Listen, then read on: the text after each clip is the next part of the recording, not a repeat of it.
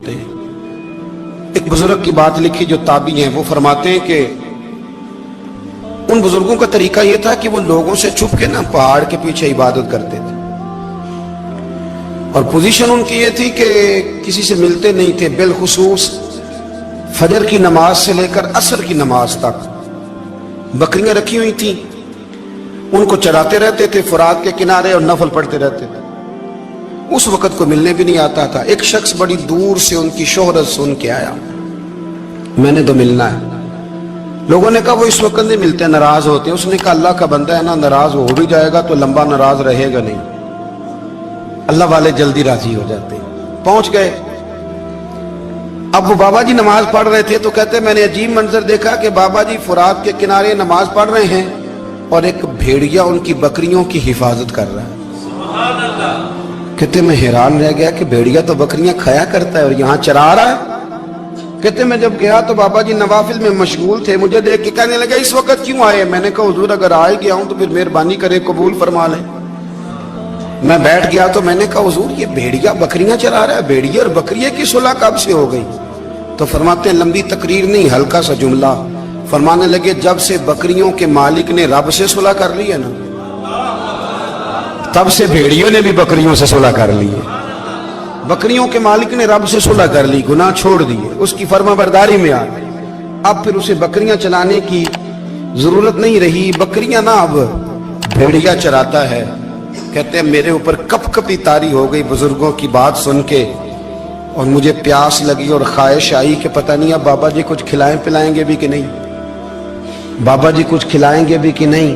کہتے میرے دل میں خیال تھا تو بزرگوں نے ایک لکڑی کا پیالہ، ان کے پاس وہ غار میں بیٹھے تھے تو ایک چھوٹا سا پتھر تھا، اس کی ڈھلان بنی ہوئی، بابا جی نے اس کے نیچے لکڑی کا پیالہ رکھا، وہ رکھا ہی تھا تو وہ دودھ سے بھر گیا۔ کہتے انہوں نے مجھے دیا تو ٹھنڈا اور میٹھا دودھ، میری طبیعت خوش ہو گئی۔ بابا جی نے دوبارہ وہی پیالہ اسی جگہ رکھا تو شہد سے بھر گیا۔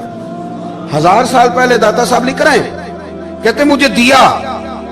میں نے فوراً کہا، میں نے کہا حضور یہ دودھ تو گائیں بھینس دیتی ہے، پہاڑوں سے تو نہیں نکلا کرتا، اور شہد تو شہد کی مکھیاں دیتی ہیں، پتھروں سے تو نہیں نکلتا، یہ آپ کہاں سے نکال رہے ہیں؟ تو کہتے ہیں وہ قرآن مجید پڑھنے لگے۔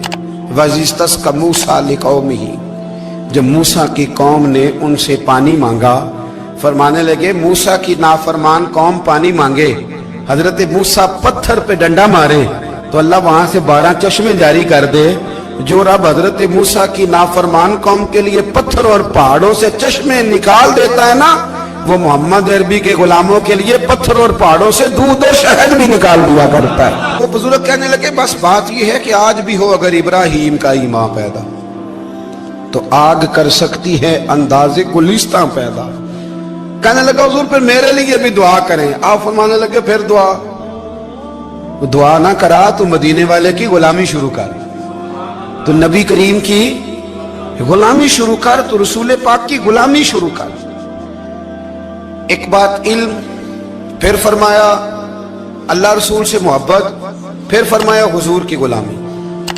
اس سے سارے مکاشفات کھلیں گے، اس سے سارے مشاہدات کھلیں گے، اسی سے کرامتیں ملیں گی، اسی سے مقبولیت ہوگی، اسی سے اللہ نبی کی بارگاہ میں درجہ ملے گا۔ پھر داتا صاحب آگے بڑھتے اور داتا صاحب فرماتے ہیں صوفیاء کی ایک جماعت ہے جو کہتی ہے ہم نے تو کبھی اپنی زبان پر دکھ بیان ہی نہیں کیے، ہر شے اپنے رب رسول کے حوالے کر دی، ہر شے اللہ رسول کے۔ اور داتا صاحب کہتے ہیں کچھ ایسے بھی ہیں جو دعا بھی نہیں مانگتے، لوگوں کے لیے مانگتے ہیں، اپنے لیے نہیں مانگتے۔ آپ دعا کیوں نہیں مانگتے؟ تو کہتے ہیں اللہ کو تو پتہ ہی ہے ہمیں کیا چاہیے، اسے تو پتہ ہی ہے۔ ایک بزرگ کی بات لکھی ہے داتا صاحب نے، میری جماعت میں مزاج ہے کرامتوں کا، مجھے وہ ساری باتیں بھی آتی ہیں کہ ایک بندہ کراچی سے آیا، داتا صاحب حاضری دی تو اس کی لاٹری نکل آئی، یہ بھی مجھے آتی ہے، لکھی پڑھی ہے میں نے، کتابوں میں ہے یہ بھی۔ ایک بندہ، یہ ساری باتیں آتی ہیں کرامتوں میں، بڑی ساری چیزیں لوگ بیان کرتے ہیں کہ میں وہاں آیا اور میں نے حاضری دی تو موج لگ گئی، یہ ساری باتیں آتی ہیں۔ ہمارے پرانے بزرگ اور بھی قصے سنایا کرتے تھے، ساری ہمیں چیزوں کا پتہ، پر جو عنوان ہے نا وہ حضرت شیخ ابو نور کہتے ہیں کہ ایک بندہ داتا صاحب کے مزار پہ گھوم رہا تھا، داتا 10 روپے دے، 10 روپے دے، 10 روپے دے، تو ایک بندہ بڑی دیر سے اسے دیکھ رہا تھا، وہ کہنے لگا داتا نے تجھے کیا دینا ہے، ادھر آ میں دوں۔ اس نے 10 دیے، बंदा बड़ा हसीन था, हंस पड़ा, कहने लगा दाता तेरे भी सदके जाऊं। दिन आने लगा तो मुनकर से ही दिलवा दिए, जो नहीं मानता उसी से दिलवा दिए। वो बड़ा परेशान हुआ, मैं और चक्कर में था, इसने मेरे ऊपर ही जड़ दी है बात। कहने लगा दाता तेरे सदके जाऊं। तो ये सारी बातें किताबों में मौजूद हैं, लोगों ने अपने अपने मुशाहिदात जो जिसके साथ पेश आया उसने बयान किए हैं। बहुत सारी बातें काबिले बयान हैं, पर जो उन्वान है मैं उस पर रहना चाहता हूँ। दाता साहब रहमतुल्लाह अलैह फरमाते हैं, हमारी तालीमात हैं कि अपने दुख दर्द दुनियादारों से बयान नहीं करने, सवाल का दरवाजा लोगों के सामने खोलना।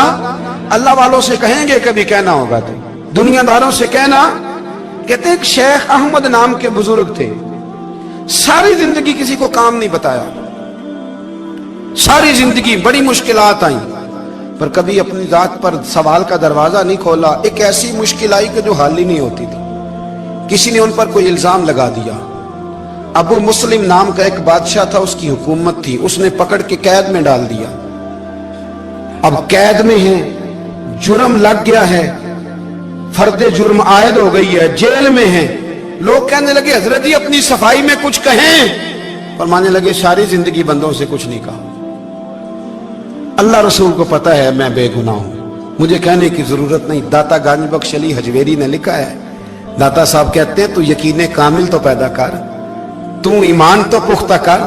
दाता साहब कहते हैं वो अबू मुस्लिम जो बादशाह था वो नेक आदमी था, उसे रात को ख्वाब में नबी करीम की ज़ियारत नसीब हुई और हुजूर सैयद आलम सल्लल्लाहु अलैहि वसल्लम फरमाने लगे तूने अल्लाह का एक नेक बंदा जेल में डाल दिया, डर नहीं आता, वो तो बेगुनाह है। बादशाह आधी रात को खुद उठा। दादा साहब फरमाते हैं किसी गार्ड को नहीं भेजा, पुलिस वाले को नहीं भेजा, जेलर से नहीं कहा, खुद गया, जाके जेल का दरवाजा खोला।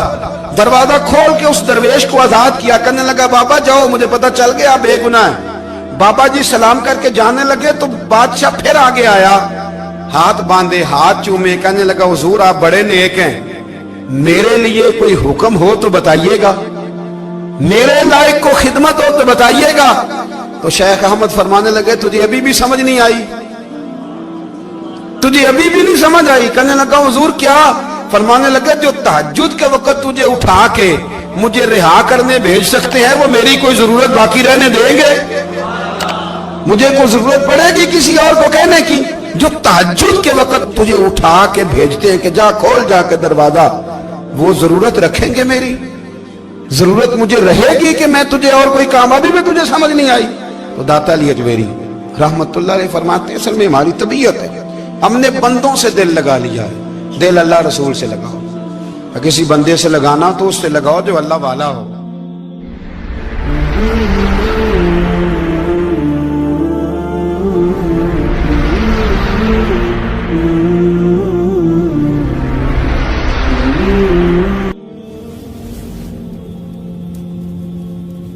ये वाला रंग तेरे अंदर कोई नहीं। अबू सुफियान आए उन दिनों जिन दिनों हालात बड़े कठिन थे, इख्तलाफ शिद्दत का था। अबू सुफियान आए हुजूर की बारगाह में। आए किस लिए? मक्के में कहत पड़ गया है, बारिश नहीं होती। उधर उस समामा बिन असाल यमामा कबीले के सरबराह कलमा पढ़ के मुसलमान हो गए। सारी गंदम उस कबीले से आती थी। समामा कहने लगा तुम मेरे मुस्तफा को नहीं मानते, कोई गंदम नहीं, भाग जाओ। एक बारिश कोई नहीं, दूसरी गंदम कोई नहीं। अबू सुफियान तड़प के दरे रसूल पे हाजिर हुए। अभी थोड़े दिन गुजरे हैं, ओहद में हुजूर के दांत शहीद किए। अभी थोड़े दिन गुजरे हुजूर को सताया है। अभी थोड़े दिन गुजरे हजरत अमीर हमजा का कलेजा निकाल के चबाया है। अभी थोड़े दिन गुजरे हजरत अनस बिन नजर की गर्दन काटी। अभी थोड़े दिन गुजरे अब्दुल्ला बिन जहश के टुकड़े किए। अभी थोड़े दिन गुजरे हुजूर को सताया है, तड़पाया है। पर हजरत अली शेर खुदा फरमाते मैं मानने वाला उस रसूल का हूं, इसके दांत शहीद हो गए। ओहद के अंदर सारी दाढ़ी लहू से भर गई। फरमाते मैं रो पड़ा और मैंने कहा महबूबा अब नहीं मुझसे बर्दाश्त होता, दुआ करें अल्लाह इन पे अज़ाब नाज़िल करे। उठाए हाथ, आप दुआ करेंगे तो अल्लाह तबारक व तआला दो पहाड़ियों में पीस डालेगा। हजरत अली कहते हैं मैंने अर्ज की तो हुजूर ने हाथ उठाए और दुआ क्या दी, अल्लाहुम्मा हदी कौमी फइन्नहुम ला यअलमून। ऐ अल्लाह मेरी कौम को हिदायत दे दे, ये जानते नहीं ये क्या कर रहे हैं। अल्लाह इन्हें हिदायत दे। یہ اخلاق حسنہ کا معیار. تھوڑے دن پہلے حضور کے ساتھ یہ رویہ. ابو سفیان اب بے حال ہو گئے, بچے بھوک سے مرنے لگے, جانور پیاس سے مرنے لگے. ابو سفیان چھپتا چھپاتا کہنے لگا چارہ کوئی نہیں, مصطفیٰ کے پاس جانا ہی پڑے گا. ابو سفیان مدینے پہنچ گئے. جب پہنچے نا تو ابو سفیان کی اپنی صاحبزادی حضرت ام حبیبہ ام المومنین تھی, رسول اللہ کی زوجہ تھی. ابو سفیان جب آئے تو حضرت ام حبیبہ کے پاس سیدھے ان کے گھر گئے بیٹی سے ملنے. حضور کا بستر بچھا ہوا تھا. حضرت ام حبیبہ حضور کی زوجہ ام المومنین بستر بچھا ہے. ابو سفیان بیٹھنے لگے, جناب ام حبیبہ کہنے لگی ابا جی ٹھہر جائیں. وہ ٹھہرے تو بستر سمیٹ دیا. کہنے لگے بیٹی شاید تیرے گھر میں کوئی قیمتی بستر نہیں, غربت چھپانے کے لیے بستر سمیٹ رہی ہو. جناب ام حبیبہ کہنے لگی ابا تو مسلمان نہیں نہ ہوا, ابھی تیری سوچ کافروں جیسی ہے. تو یہاں آ کے کھڑا ہونا جہاں میں کھڑی ہوں, پھر تجھے رسول اللہ کی محبت کے رنگ کا پتہ چلے. تو ابھی کھڑا وہاں ہے جہاں تجھے کفر ہی کفر سنائی اور سجائی دیتا ہے. بستر اس لیے نہیں سمیٹا کہ معاذ اللہ کم قیمت تھا, میں نے اس لیے سمیٹا ہے کہ تو نجس ہے, ناپاک ہے, ابھی کلمہ نہیں پڑھتا. اور یہ اس رسول کا بستر ہے کہ جو بستر میں موجود ہوتے ہیں تو جبریل امین قرآن لے کے تشریف لے آتے ہیں. ذرا وجود اس قابل نہیں کہ یہاں بٹھایا جائے. نبی پاک صلی اللہ علیہ وسلم کی بارگاہ تک ابو سفیان آئے. ابو سفیان کہتے ہیں مجھے امید نہیں تھی, ابھی سوچ نہیں نا بدلی تھی. کہتے مجھے امید نہیں تھی, میرا خیال تھا وہ شکوے کریں گے, شکایتیں کریں گے, وہ کہیں گے تم نے بھی تو بڑا کچھ کیا ہے نا. ابو سفیان کہتے ہیں میں قربان جاؤں, میں نے یہ رنگ دیکھا تو مدینے کی فضا ویسے ہی بڑی ٹھنڈی تھی, لیکن مصطفیٰ کریم کے ساتھ جب میں نے بات کی تو میرے وجود پر گریہ طاری ہو گئی, میرے اوپر کیفیت طاری ہو گئی, میں تڑپنے لگا. کہتے ہیں میں نے کہا محبوبہ میں آیا ہوں, آپ کا کلمہ پڑھتے ہی سمامہ نے گندم بند کر دی ہے, بارشیں رک گئی ہیں, مکے کے لوگ بھوک اور پیاس سے مرنے لگے ہیں. محبوبہ بیٹیاں روتی ہیں, یا رسول اللہ مائیں ان کی چھاتیوں میں دودھ خشک ہو گیا ہے, بچے بلکتے ہیں. ابو سفیان کہتے ہیں میں دشمن تھا, سارے مکے کے لوگ دشمنی کرتے تھے, لیکن جب میں نے یہ لفظ کہے نا اچانک میری نظر اٹھی تو مصطفیٰ کریم کی تو آنکھیں آنسو برسا رہی. کہتے میری بات بھی مکمل نہ ہوئی, حضور نے پہلے رکا منگوایا, سمامہ کے نام فرمایا, پہلے تو انہیں غلہ اپنی مرضی سے دیتا تھا, اب تیرے نبی کا حکم ہے کہ پہلے سے بڑھ کر تو انہیں غلہ دینا ہے. اور پھر میرے مصطفیٰ نے ہاتھ اٹھائے. او بھائی مشکل ہوتا ہے, مشکل ہوتا ہے, سگے بھائی کے لیے لوگ دعا نہیں کرتے, کہتے میرا شریکہ ہے. ساس بہو کے لیے بہو ساس کے لیے دعا نہیں مانگتی, کہتے اختلاف ہے, لوگ لوگوں کی زندگی نہیں مانگتے, بیماری میں شفا نہیں مانگتے. ابو سفیان کہتے ہیں آمنہ کے لال تیرے قربان جاؤں. حضور نے ہاتھ اٹھائے اور کہا اے اللہ مکے کی سنگلاخ پہاڑیوں پہ بارش برسا, اے اللہ کھیتیاں ہری کر دے, اے اللہ ماؤں کی چھاتیوں میں دودھ بھر دے, اللہ عورتوں کو تازگی دے دے, بچوں کو رانائی دے دے, پھلوں پھولوں کو تازگی دے دے. ابو سفیان کہتے پہلے حضور رو رہے تھے, اور جب نبی پاک کی دعا دیکھی تو میں نے رونا شروع کر دیا, میں نے رونا شروع کر دیا. کہتے واپس آیا تو وہ احساس کہ یار یہ میں کس شخص سے مل کے آیا ہوں, یہ کس قسم کے آدمی سے مل کے آیا ہوں, یہ کیسا رنگ ہے, یہ کس قسم کا انداز ہے کہ جس کو میں پتھر مارتا رہا وہ میرے لیے دعائیں لے کے بیٹھا ہوا ہے, جس کو ساری زندگی ستایا ہے وہ میرے بچے کے لیے روتا ہے, میری بیٹی کے لیے اس کی آنکھ میں آنسو ہیں, وہ ہمارے لیے تڑپ رہے ہیں. میرے بھائیوں, ابو سفیان کہتے ہیں پھر دوسرا جلوہ میں نے تب دیکھا جب حضور مکے آئے, اور میں تو آخر تک لڑنے آیا تھا نا, حدیبیہ تک.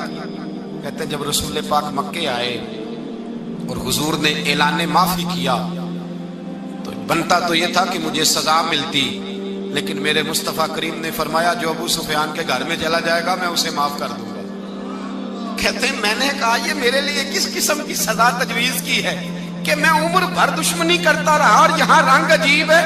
حضور نے میرے لیے ہی اعزاز لکھ دیا, فرمایا جو ابو سفیان کی حویلی میں داخل ہو گیا میں نے معاف کیا. ابو سفیان کہتے ہیں پتہ نہیں کتنے پردے تھے جو اٹھ گئے, پتہ نہیں کتنی منزلیں تھی جو طے ہو گئی, پتہ نہیں کتنے جلوے تھے جن کا نظارہ ہو گیا. اور میں نے غور سے چہرہ دیکھا تو میری آنکھوں سے پٹی اتر گئی اور مجھے عبداللہ کے یتیم بیٹے کے پیچھے محمد رسول اللہ کے جلوے نظر آنے شروع ہو گئے۔ اخلاقی قدریں جب موجود رہتی، یہاں تو لوگ مرے ہوئے شخص کو مارتے ہیں، یہاں تو سڑک پر کتنی گراوٹ ہے اور کتنا گر گیا ہے اخلاق ان لوگوں کا، ایکسیڈنٹ ہو گیا ہے، ٹرین کی پٹری سے اتر گئی ہے، چیخو پکار ہے، آہیں ہیں، تڑپنا ہے، رونا ہے، سسکیاں ہے، ماں کا بازو کٹا ہے پر وہ چیختی ہے ذرا میرے بیٹے کا پتہ کرو، باپ کی آنکھوں میں ریت پڑ گئی ہے پر وہ تڑپتا ہو میرا بیٹا تھا، چیخو پکار ہو رہی ہے۔ پر ظلم ہے اس قوم کا کہ جو بچانے والے آئے ہیں وہ پہلے آتے ہی ان کی جیبیں ٹٹول رہے ہیں، ان کے بٹوے دیکھ رہے ہیں، گری ہوئی عورتوں کے، یہ آپ اٹھا کر دیکھیے اخبارات، عورتوں کے، گری ہوئی عورتوں کے کانوں سے بالیاں نوچی گئی اور ان کے کان تک کٹ گئے۔ یہ اس قوم کا حال ہے۔ اقبال کہتے ہیں جنہیں آتا نہیں دنیا میں کوئی فن تم ہو اور بیچ کھاتے ہیں جو بزرگوں کا کفن تم ہو۔ تم وہ لوگ ہو جو کفنوں پہ سودے کرتے ہو، جو قبروں پہ سودے کرتے ہو۔ یہ لوگ تجارتیں کرتے ہیں، اخلاقی پستی کا یہ عالم کہ لوگ قبروں پہ سجدے کرتے ہیں، بیٹے بیچ کے دہیز خریدتے ہیں۔ غریب کی بیٹی روز تڑپتی ہے، روتی ہے، روز سسکیاں لیتی ہے کہ کہاں سے وہ دروازہ کھلے گا جب میں بھی جب سہاگن ہوں گی، جب میرا باپ بھی عزت کے ساتھ مجھے رخصت کرے گا۔ اور غریب آدمی بیٹی کی شادی کے بعد اتنا دکھی رہتا ہے، وہ بھی کم ہی لوگ جانتے ہیں، وہ بھی وہی لوگ جانتے ہیں جو اس منظر سے گزرتے ہیں۔ ہمارا اخلاقی معاملہ اس قدر زیادہ تباہی کا شکار ہے۔ میرے مصطفیٰ کریم سید عالم نور مجسم صلی اللہ علیہ وسلم جذبات کا خیال رکھتے، احساسات کا خیال رکھتے، تصورات کا۔ او بھائی، اس سے بڑا اخلاق کا مظاہرہ کہاں سے لینے جاؤ گے؟ کہ آمنہ کے لال فرماتے ہیں میرا دل کرتا ہے نماز لمبی پڑھاؤں، نماز اللہ کی نماز، دل کرتا ہے لمبی نماز پڑھاؤں، میں لمبی لمبی سورتیں تلاوت کروں، میں کھل کے رب کریم کا قرآن پڑھوں، میں اللہ تبارک و تعالیٰ کے قرآن مجید کے ذائقوں میں کھو جاؤں۔ لیکن حضور فرماتے ہیں نماز میں کسی بچے کے رونے کی آواز آتی ہے، کسی بوڑھے کی ہائے کی آواز آتی ہے، کسی بیمار آدمی کی ہائے کی آواز آتی ہے۔ نبی پاک فرماتے ہیں میں اللہ کی نماز چھوٹی کر دیتا ہوں، اللہ کے بندوں کا خیال کرتا ہوں، میں رب کی نماز چھوٹی کر دیتا ہوں، رب کریم کے بندوں کا خیال کرتا ہوں۔ خدا کے بندے تو ہیں ہزاروں، بنوں میں پھرتے ہیں مارے مارے، میں اس کا بندہ بنوں گا جس کو خدا کے بندوں سے۔ میرے حبیب کریم سید عالم صلی اللہ علیہ وسلم نے فرمایا اللہ کریم نے بندے کو، مخلوق کو پیدا کرنے سے پہلے جو تحریر سب سے پہلے لکھی تھی نا، اللہ نے اپنے پاس جو جملے سب سے پہلے لکھے تھے بندے بنانے سے بھی پہلے، وہ فکر یہ تھے کہ ان رحمتی سبقت اعلی غضبی، رب کریم نے لکھا تھا بے شک میری رحمت زیادہ ہے، میرا غضب زیادہ نہیں ہے۔ اس نے لکھا تھا کہ میری رحمت ہمیشہ